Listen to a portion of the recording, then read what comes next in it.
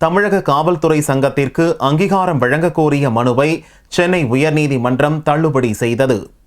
தமிழக காவல்துறை சங்கத்திற்கு அங்கீகாரம் வழங்க கோரி மதுரை திருமங்கலத்தைச் சேர்ந்த செந்தில்குமார் என்ற காவலர் கடந்த 2007ஆம் ஆண்டு சென்னை உயர்நீதிமன்றத்தில் மனு தாக்கல் செய்தார்.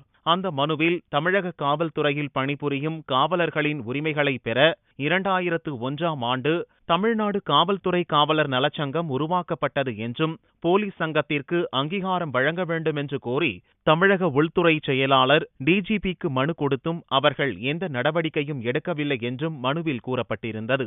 காவல்துறை சங்கத்திற்கு அங்கீகாரம் வழங்க அரசுக்கு உத்தரவிட வேண்டும் என்றும் மனுவில் வலியுறுத்தப்பட்டிருந்தது. இந்த மனு மீதான விசாரணை நீதிபதி ஆர். சுப்பையா முன்பு புதனன்று நடந்தது. அப்போது காவலர்களின் குறைகள் அவ்வப்போது தீர்க்கப்பட்டு வருவதாக தமிழக அரசு சார்பில் தெரிவிக்கப்பட்டது.